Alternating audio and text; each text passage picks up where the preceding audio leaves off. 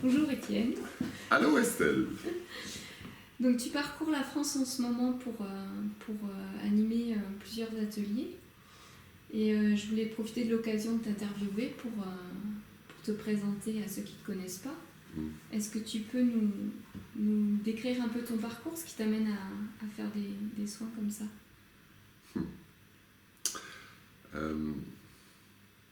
Mon parcours, j'étais entrepreneur par chez nous.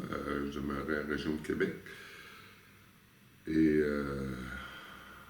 ma souffrance dans ce que j'étais, dans ce que je vivais, c'est comme si toute ma vie, j'ai cherché le bonheur à ma façon, comme bien des gens. Et à force de le chercher dans le matériel, je trouvais pas. Un jour, on m'a proposé un atelier sur le développement personnel. Et ça m'a parlé comme si... c'est comme si j'attendais ce jour-là, cette demande-là depuis que j'étais petit gars.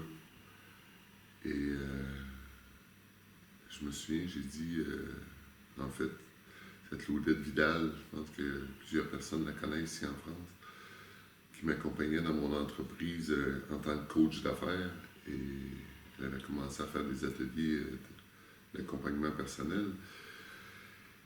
Et elle m'avait offert ça et je lui ai dit, je me souviens, je lui ai dit à ce moment-là que je vais être assis le premier banc d'en avant.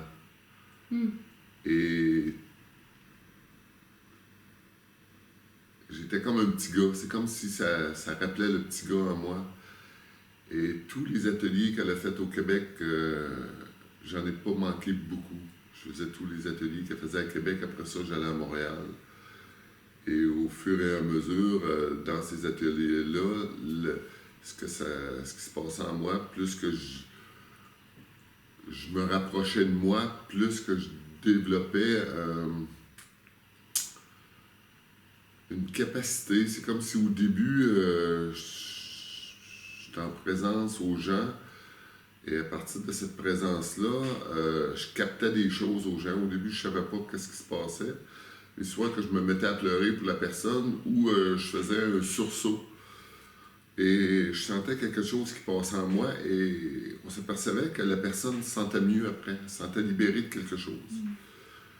Et c'est comme ça que ça a commencé. Pour après ça, commencer à voir à l'intérieur des personnes sans trop savoir. Et je continuais à aller dans les ateliers comme participant et les trucs sont développés de plus en plus que je me rapprochais de moi, plus que c'était efficace. Et 2009-2008, j'ai eu un basculement de qui j'étais en fait.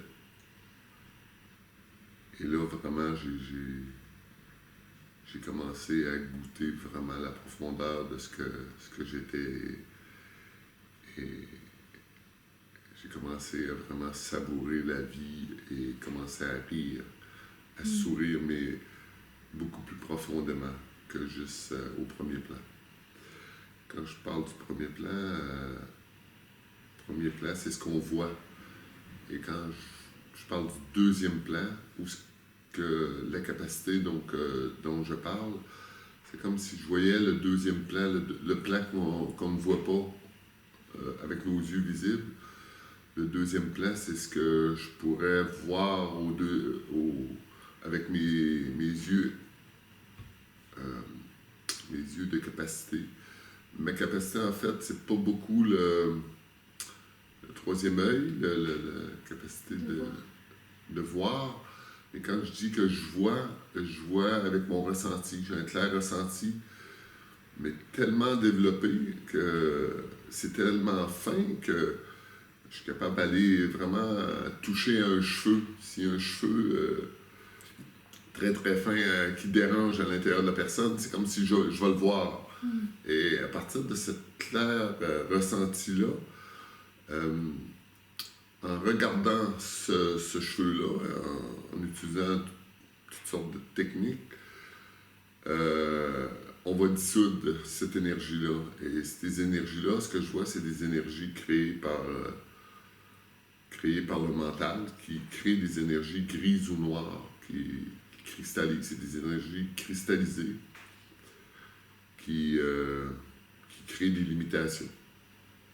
Et c'est ça qui nous empêche d'être libres. C'est ça qui construit l'ego. Et l'ego, ben, c'est un élément d'énergie noire qui se tient de tout et qui crée notre identité. Et c'est à partir du regard du deuxième plan qu'on peut voir ça, en tout cas pour moi, que je peux voir ça et peux accès à ça et après ça faire aller les visiter. Et pour moi, c'est pas des ennemis.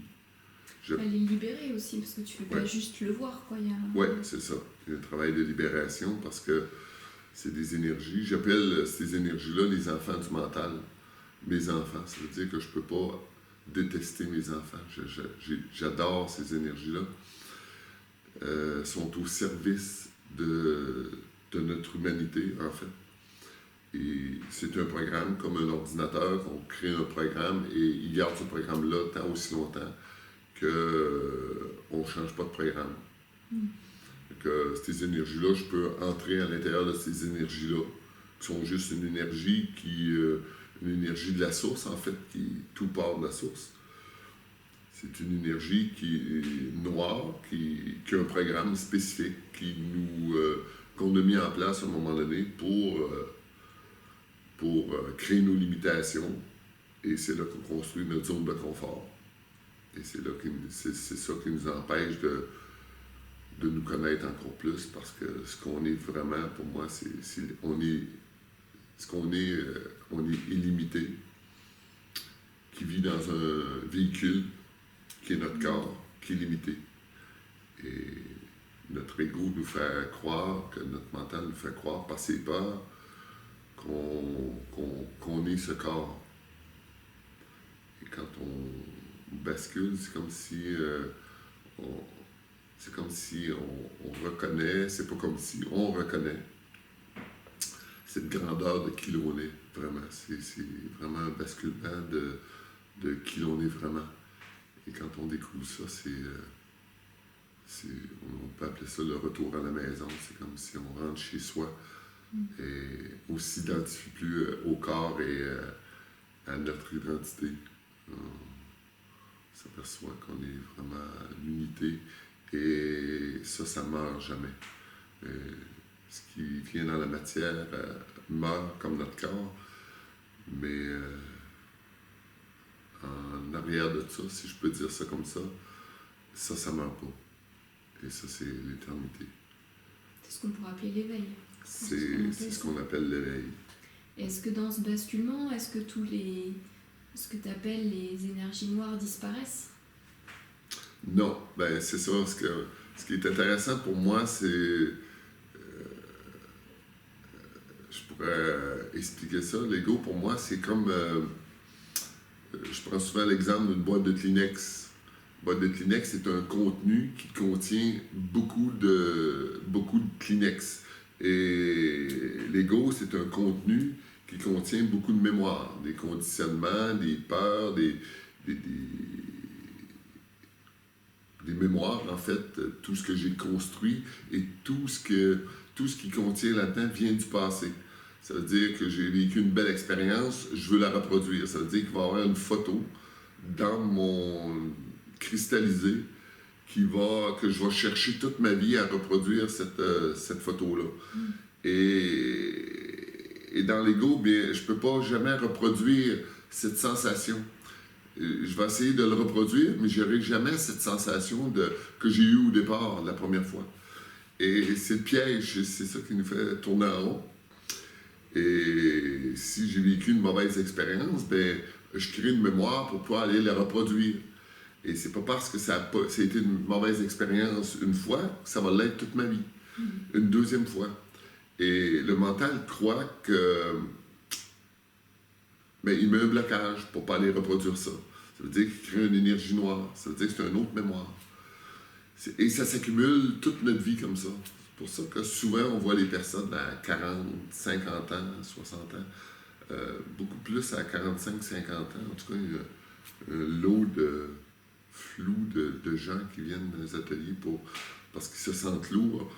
Ben, c'est ces lourdeurs-là, c'est ces mémoires-là que il y a tellement de mémoire cristallisée en nous, tellement de contenu que ça devient à un moment donné insupportable. Et en même temps, à travers ça, ben, ces mémoires-là cristallisent notre corps et empêchent le flou de la vie de passer en nous. Parce que la vie, c'est comme une énergie douce qui nous traverse.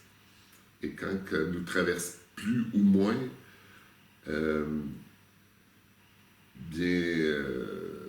on se cristallise et peut développer des maladies parce qu'il n'y a pas de circulation.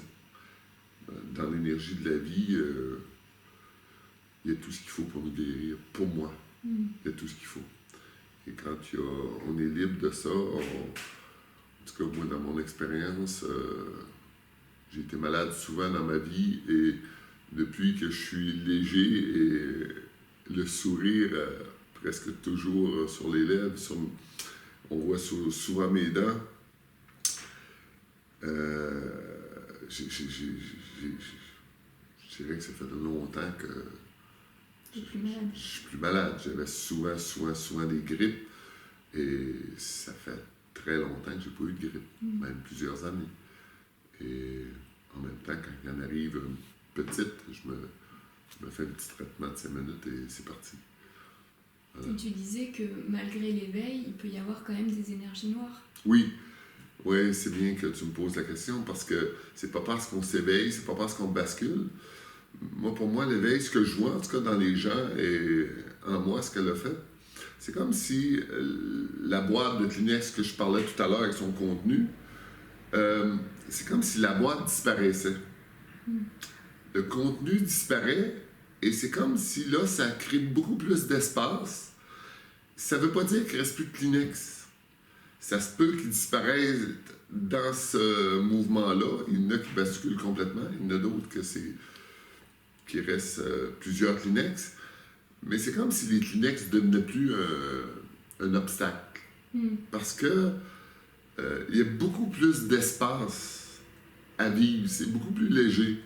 Et c'est comme si les Kleenex, les mémoires que j'appelle les Kleenex, étaient plus en suspension dans notre espace. Ouais.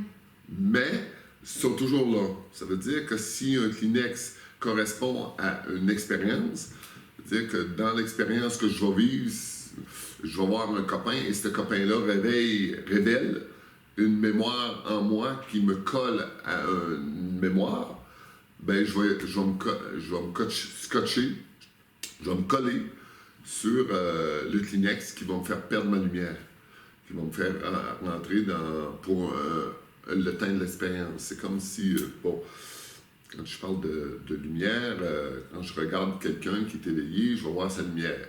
Je vois de la lumière, je vois son corps qui est lumineux. Et quand il retourne dans soit une expérience, dans une mémoire qui l'amène, qui est encore dans... Ben, il va se recoller à ça et il perd sa lumière à ce moment-là.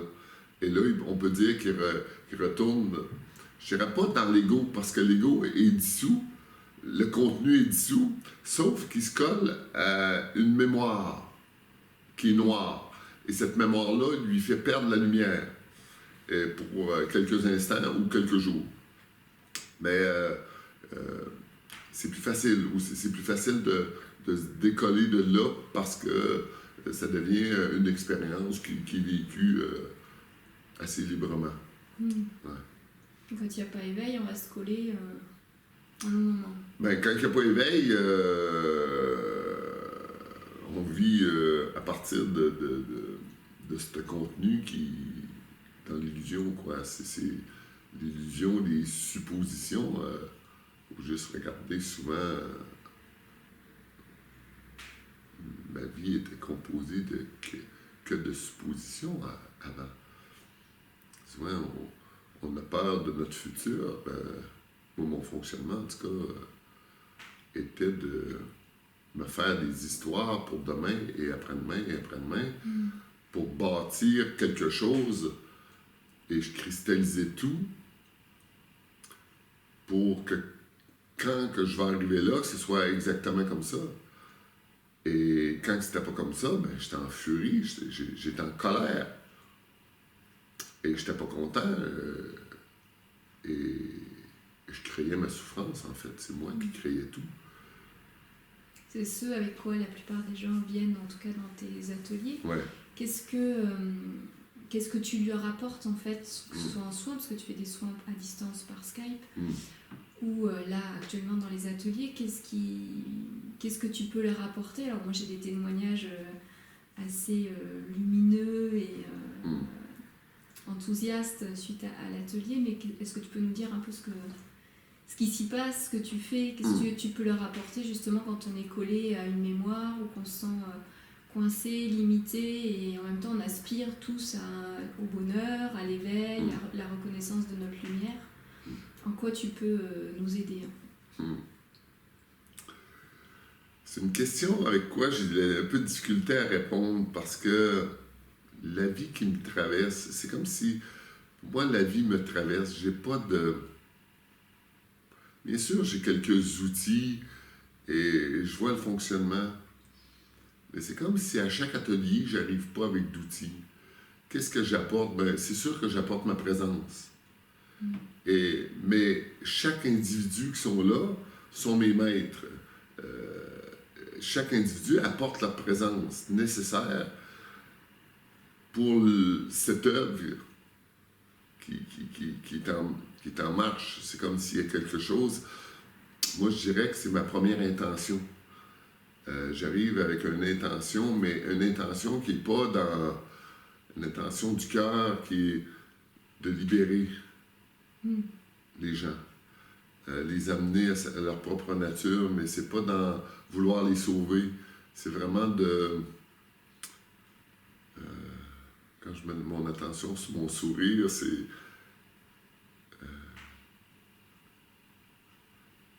j'aimerais qu'ils goûtent ça, ce sourire que j'ai. À partir de ce sourire qui... C'est comme si j'ai un lien avec ma bouche qui vient du cœur. C'est un sourire en profondeur et ce sourire-là, c'est... Ouais, je voudrais faire partager... je voudrais en même temps... je veux rien, mais en même temps, c'est une inspiration. Je dirais que c'est une inspiration de mon âme. C'est... Qu'est-ce que je peux faire de ces capacités, mais de le partager, de... Les offrir. Les offrir. Offrir ça à les gens qui veulent bien l'entendre, à les gens qui veulent vraiment... qui voudraient toucher à ce sourire. Et pour moi, c'est une joie. Je peux pas faire différent. C'est-à-dire que je choisis pas de faire ça. Je vois où ce que mon sourire va, ce que ça m'amène, ce que mon sourire m'amène. Et mon sourire m'amène là, m'amène dans les ateliers. Et quand j'arrive là, ben, je me rends compte que à chaque fois que j'arrive dans un atelier, j'arrive avec ma présence. Et t'as pas de plan alors, c'est ça que tu veux dire? Jamais de plan. C'est impressionnant. Et ça, je trouve ça drôle. Parce que la vie, j'ai tellement une confiance en la vie inouïe. Elle me l'a prouvé à chaque fois que je me laisse traverser. J'ai aucune idée de ce qui va se passer dans le stage. Parce que j'aime ça jouer avec ça, parce que la vie me surprend à chaque fois. Et elle m'amène toujours ce qui s'est passé la semaine d'avant dans un atelier complètement extraordinaire, qu'on pourrait appeler d'extraordinaire, mais en même temps de très d'ordinaire en même temps, parce que la semaine d'après, c'est rendu ordinaire. Parce qu'il arrive quelque chose d'autre que jamais j'aurais pu imaginer avec mon mental. Fait que je peux pas prévoir rien, parce que la magie de la vie, c'est ce que j'ai besoin pour les gens qui sont devant moi. Et la vie, c'est ce que je suis. Et c'est ce qu'ils sont. Qui je suis, moi, pour savoir, avec mon petit œil du premier plan, avec mes petits plans de match, de savoir qu'est-ce qu'ils ont besoin. Et avec mes mes capacités, aussi grandes soient-ils, je vois ce que je peux voir, tout ce que je peux pas voir, mais la vie le voit. Oui, c'est comme un laisser-faire pour chacun, en fait. Voilà. Laisser parcourir par la vie. Ouais. Et toi, tu aides à ce que le passage se fasse, quoi, en Oui, pensant c'est ça. les mémoires ou ce qui sort en fonction de ce qu'amènent les gens sur le moment. Je dirais que, pour prendre un exemple, je dirais que mes capacités voient par le trou de serrure et la vie voit par... Il n'y a pas de mur. C'est vraiment ça. Je serais vraiment arrogant de dire que je vois tout. Pour moi, je vois mon aide par rapport à mon ressenti. Je vois ce que je vois, mais la vie voit beaucoup plus que moi. Fait que je me rends compte que plus que je m'enlève du chemin, à chaque stage, c'est comme si la vie m'enseigne à partir de moi parce qu'elle me donne toujours des trucs que j'aurais jamais imaginés. Et je les mets en place et c'est des trucs qui m'enlèvent du chemin. Et je suis vraiment ébahi parce que, puis même en fait, il y a des fois même que je me dis, mais j'aurais plus de boulot si les gens savent ça. Mais je pars à rire. J'aurais plus de boulot, c'est tout. C'est parce que la vie a un autre plan pour moi. Et je donne... dans tout ça, c'est de rendre les gens libres. Ben, rendre les gens libres, c'est de les rendre autonomes. Et plus que ça va, c'est tout ce que j'enseigne, c'est tous des exercices qu'ils peuvent faire dans leur salon. Ouais. Et pour, si tu veux avoir se libérer eux-mêmes, en fait. Se libérer eux-mêmes.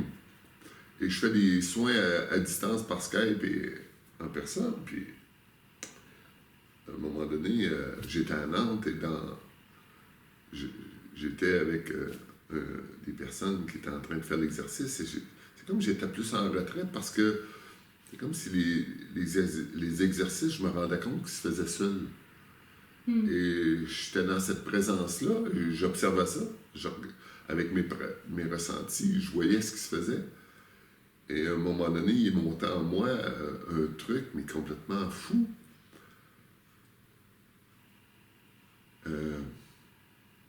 Comment faire un soin d'Étienne sans Étienne.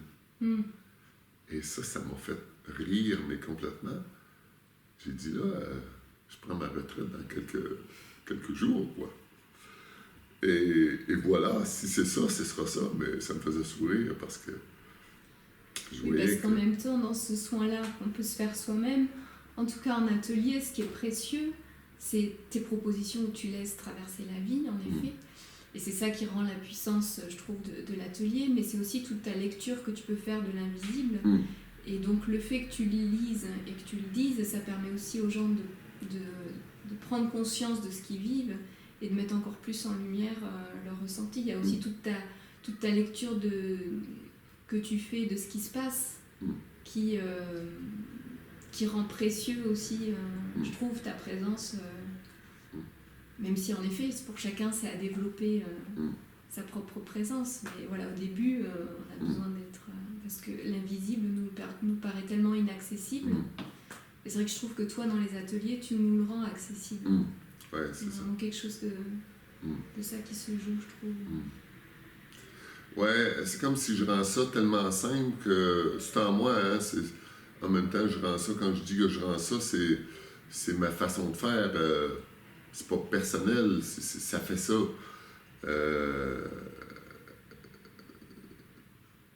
C'est la simplicité la plus pure, en tout cas la plus pure que je connaisse.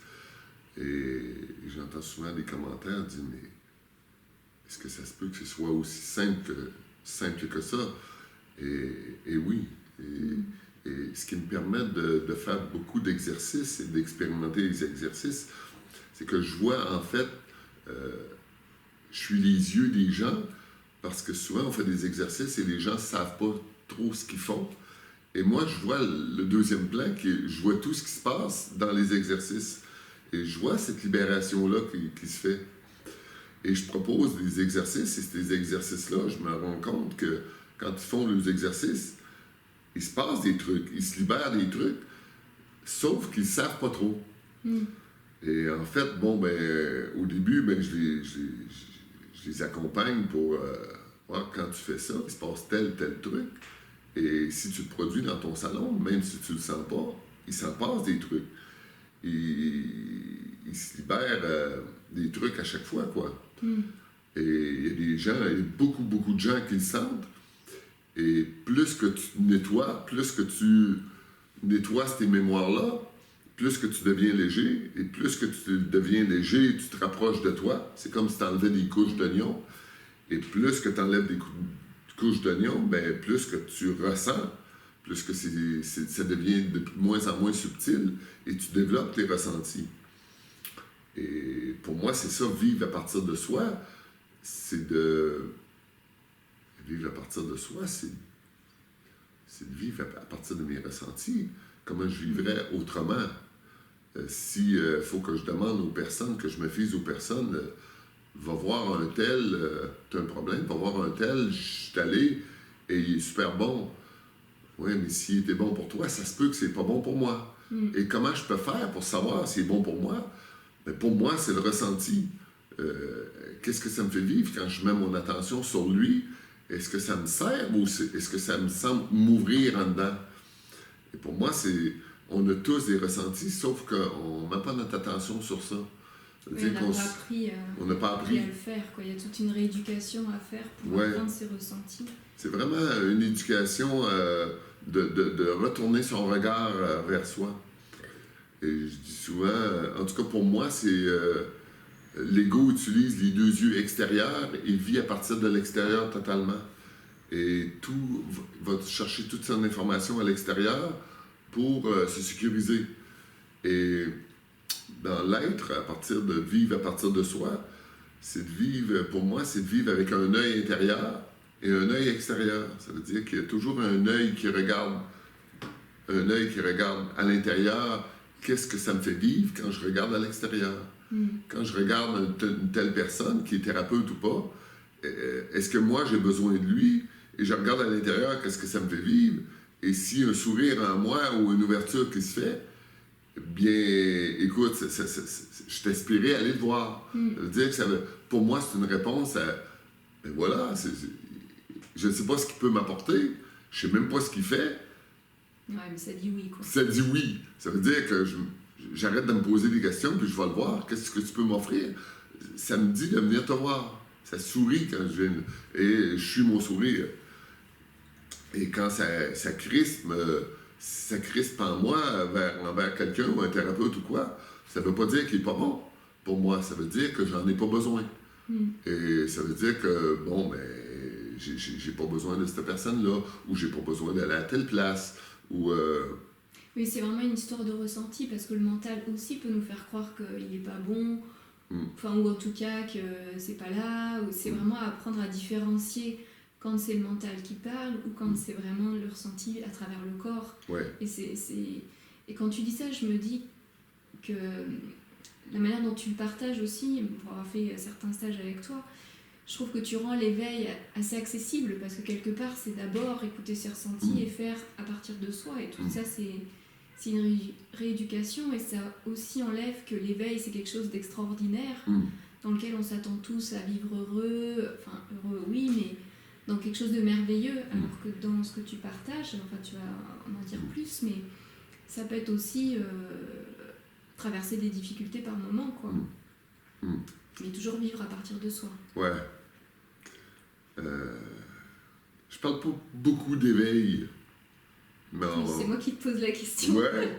Je parle pas beaucoup d'éveil, je parle beaucoup plus de liberté.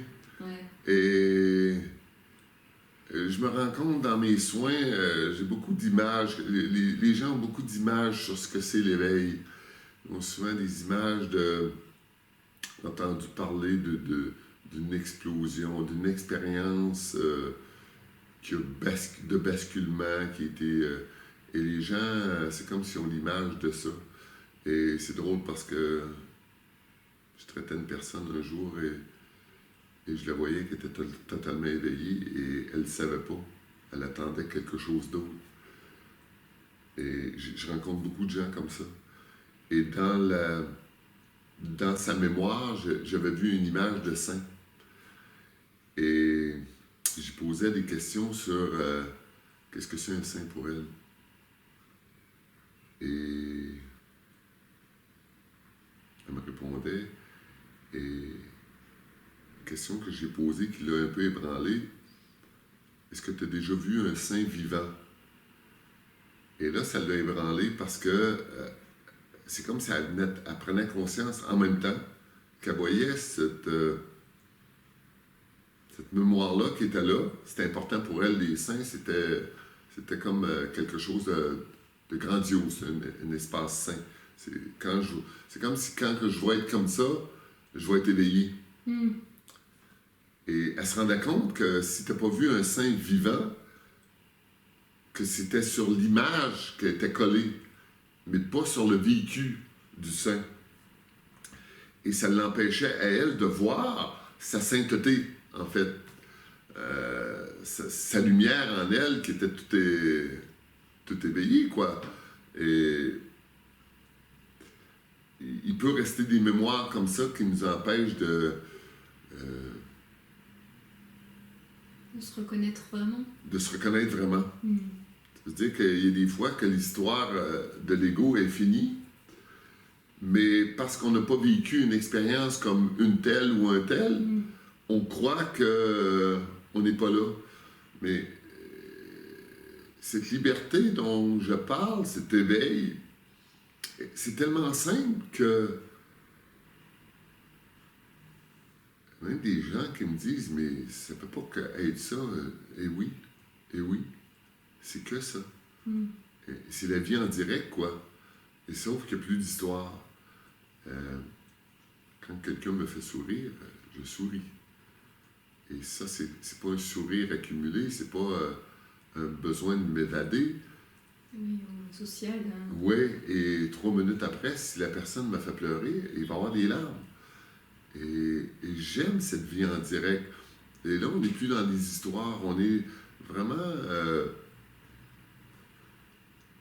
goûter la vie. J'aime beaucoup ce mot-là et c'est drôle parce que en France, je me rends compte que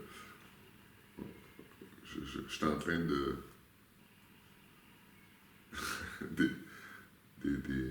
d'étendre ce mot goûter. Et goûter la vie, c'est d'avoir mon attention au cœur et comment que ça goûte. Comment que ça goûte ici maintenant. Et ça goûte bon. Et même si ça ne veut pas dire que dans cette vie en direct que ça va toujours goûter bon. Il y a des journées que ça goûte un peu maussade.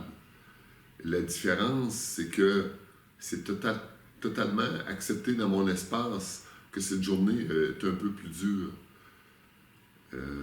Oui, il n'y a pas de culpabilisation ou de jugement que ça devrait pas être comme ça, que voilà, je suis triste ou pas bien, ou il y a un événement qui ne va pas, et en faire une histoire pendant des heures, quoi. Oui, c'est ça. Souvent, dans l'ego, c'est que quand on n'est pas bien, on devrait être différent. C'est-à-dire qu'on cherche tout de suite, on part dans l'histoire de chercher, et ça, c'est le mental qui cherche, on cherche à aller mieux. Et là, souvent, on va aller dans le divertissement. Et le divertissement, c'est pour... on va se coller aux photos qu'on a cristallisées, dire la fois que les vacances que j'ai eues à telle place étaient super et je veux reproduire ça pour me sentir mieux. Et c'est une illusion. Et là, on part dans les illusions, dans les histoires, et c'est là qu'on se construit le film. Et le film continue et arrête pas. Et après ça, c'est les suppositions. Et là, on continue et on fait la même histoire que notre image, et c'est plus pareil. Et là, on se rend compte qu'on s'est trompé et on repart dans nos histoires. Et on aurait dû aller là, on aurait dû faire ci, on aurait dû faire ça. Et c'est que des histoires. Et tandis que là, il n'y en a plus d'histoires. Et je me sens maussade aujourd'hui, je me sens triste, je me sens crispé. Mais c'est OK. Vivre dans une ouverture, quand, je pense tout à l'heure, tu m'as posé la question. qu'est-ce que c'est vivre dans l'ouverture? Ben, ça ne veut pas dire que je me sens mal, que je me ferme à la vie. C'est la vie, qu'est-ce qu'elle a à m'apprendre aujourd'hui dans cette expérience? Et si je vis ça, ben, je vais le vivre pleinement. Je vais goûter à ça pleinement. Et à partir de là, ça passe très rapidement. C'est pas ça, là. Je viens de vivre une expérience que je me suis fait pirater mon mail. Et pour 2-3 jours, je croyais avoir perdu tous mes contacts. Et wow, quoi. Je peux pas dire que je souriais. J'étais un peu... On l'a vécu, tu l'as vécu quand j'étais là, j'étais chez toi. Et je pouvais voir en dedans de moi que c'était pas gay, quoi. Mais l'expérience était totalement acceptée comme ça. C'est comme si je vivais ça. En ce moment, c'est ça que je vis. Ben, c'est OK comme ça. Ouais, c'était pas gay, mais en même temps, c'était pas un drame. C'était pas un drame. Voilà. Ça n'empêchait pas de continuer et d'avoir le sourire, même si par moments, c'était... Ouais. C'est comme si je disais, je regardais la vie, waouh! Là, qu'est-ce que tu as à m'apprendre dans ça? Et quand je disais ça, je souriais. Hein? Quand je regarde la vie, c'est moi qui regarde. Qu'est-ce que tu as à m'apprendre là-dedans? Lâcher tous mes contacts.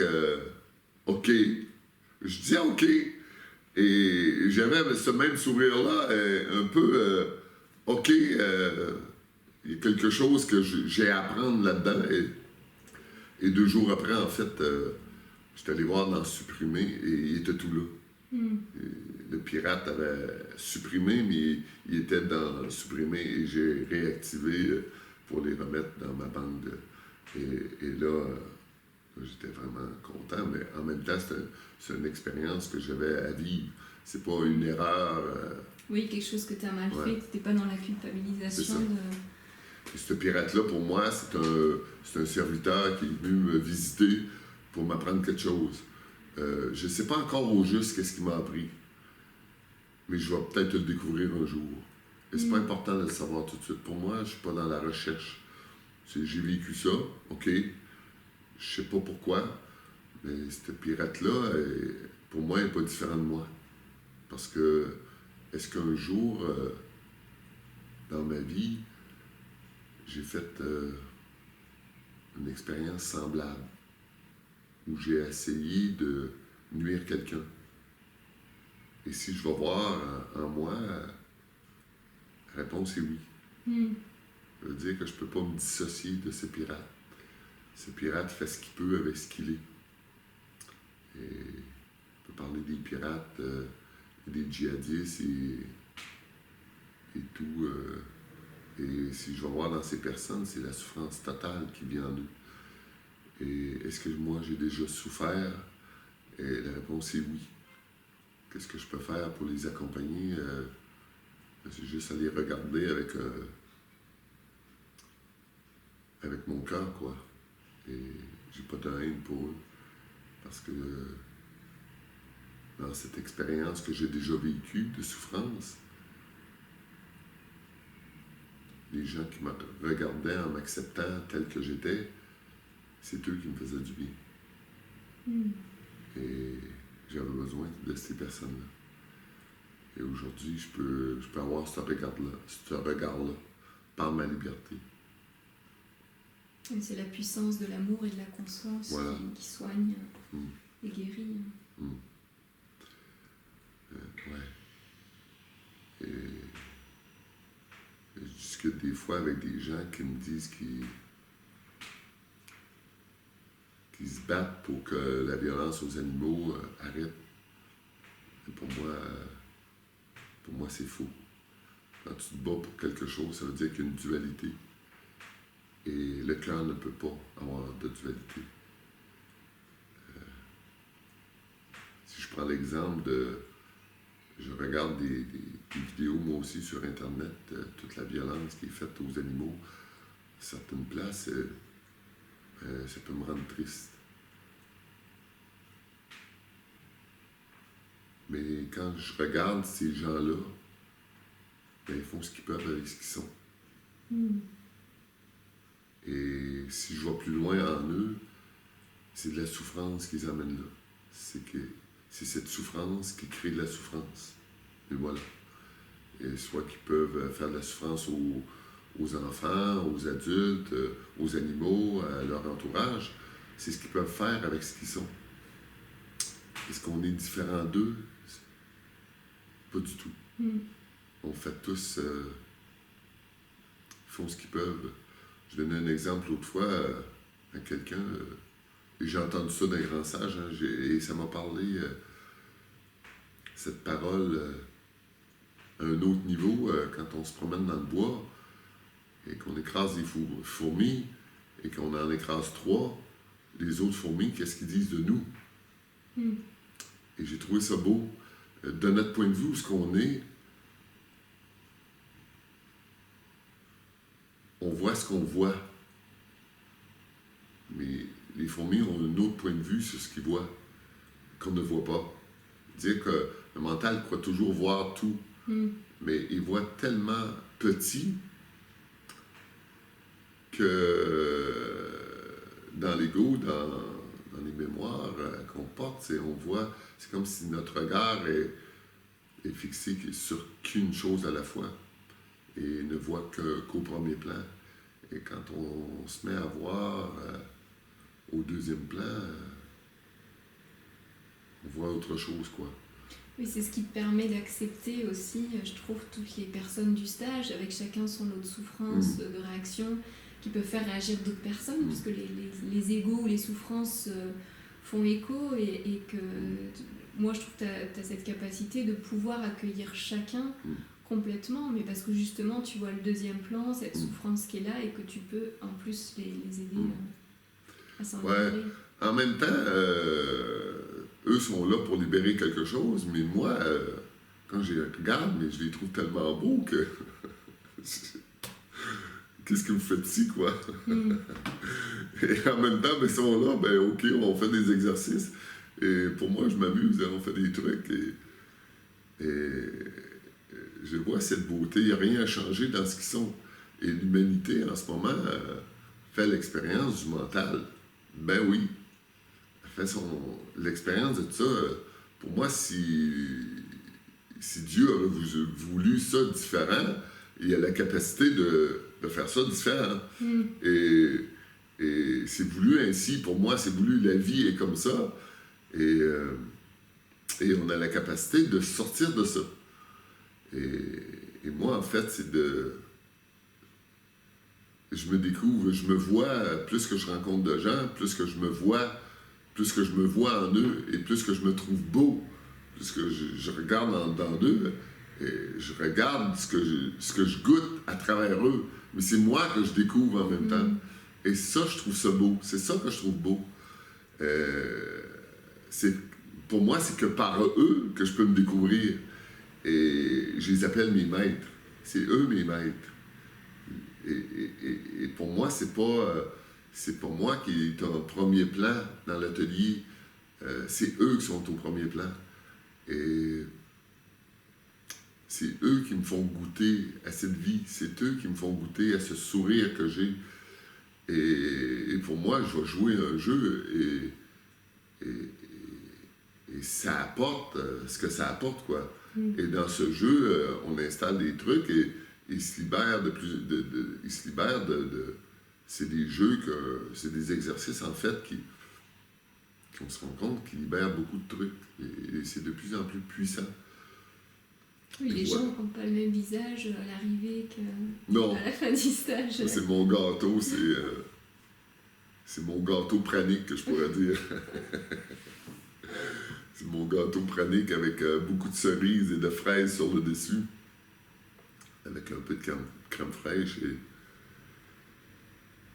Ouais, c'est cette beauté. Il y a autant de beauté au départ qu'à la fin.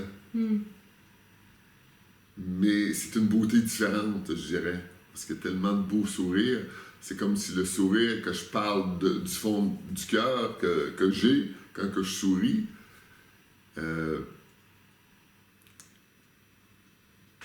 c'est ce sourire-là que je retrouve dans les gens quand ils partent, quand ils témoignent le dernier. Donc à la fin du stage, il y a plus de reconnaissance Ouais. de ce qu'ils sont. Oui, c'est ça. C'est beaucoup de regards. Le regard est retourné vers eux. Et ils peuvent goûter à ce sourire. Et quand tu goûtes à ce sourire, tu ne veux plus t'en sortir, quoi. Est-ce que ça va durer? Et même, ils ont des inquiétudes. Est-ce que ça va durer? Ben, ça dure le temps que ça dure. Et si tu as à retourner dans l'ego ou dans la mémoire quelque temps, ben, c'est l'expérience que tu as à vivre, quoi. C'est tout. Il n'y a pas de... Ouais. Et c'est drôle parce que je prenais conscience... il y a des gens qui prenaient des photos de moi avant et c'était très difficile pour moi de me mettre au premier plan. Et je voyais qu'une personne, dans l'atelier qu'on vient de faire, il y a une personne qui prenait une photo de moi et s'est rapproché de moi, puis je me suis tourné vers lui et il m'a permis d'aller voir encore plus ce sourire d'où ce qui partait. Et j'étais tellement heureux qu'il me prenne en photo. C'est comme si, dans cette photo, il pouvait voir le deuxième et le troisième et le quatrième plan tellement que j'étais en harmonie avec lui, avec cette photo, avec ce désir qu'il avait de prendre une photo de moi. Et je voyais que mon sourire était tellement... Mon cœur était tellement profond et heureux que ça se diffuse, cette image, pour qu'il puisse goûter à ça, si ça peut servir à ça, que lui atteigne ce sourire plus longtemps. Et c'est ça qui souriait en moi. Et c'est ça qui me faisait sourire, en fait. Oui, pour lui, c'était aussi de garder la photo au cas où, dans les moments où il avait besoin, de pouvoir reconnecter avec lui, en fait, tout simplement, à travers toi. Oui, voilà. Retrouver ce sourire intérieur, le sien, en se reconnectant au tien. Oui, c'était pas pour le gourou, c'était beaucoup plus pour le sourire. Se retrouver, quoi. Se retrouver, lui. C'était un outil qui a besoin peut-être pour un certain temps, pour un outil pour l'aider à retrouver ce sourire. Et il était très, très joyeux de ça. Et moi aussi. Moi aussi, j'étais très joyeux de ça. Et ça me surprenait de voir que ça me faisait tant plaisir que quelqu'un prenne une photo de moi. Et j'aurais pas dit ça avant. Ouais, j'aurais pas dit ça avant. Et là, je peux comprendre ces photos de maître et tout ça. Je peux comprendre ça. Mais en même temps, c'est un passage. Ouais. C'est juste un outil sur le chemin. C'est un outil sur le chemin. Ouais, c'est un outil sur le chemin qu'un jour, il va pouvoir déposer. Ouais. C'est ce que j'invite les gens à voir aussi. C'est pas parce que j'ai été un bon outil pour lui un jour que je vais demeurer un outil pour toujours. L'autonomie, c'est que l'autonomie, il va revenir complètement à lui. Il va juste avoir goûté ce sourire en lui. Et c'est là qu'il n'aura plus besoin de ma photo. Il va se reconnaître en tant que totalité. On va rester sur ces belles paroles. Ouais. Merci à toi. C'est joyeux en moi d'avoir partagé ça avec toi. C'est wow, quoi. C'est la première vidéo que je mets pour le site, pour donner la chance aux gens de plus me connaître, plus goûter ce qui est là. Et si ça peut réveiller des sourires profonds, ça m'approfondit le mien. Merci à toi, Estelle. Oui, merci. Merci. Merci, Étienne.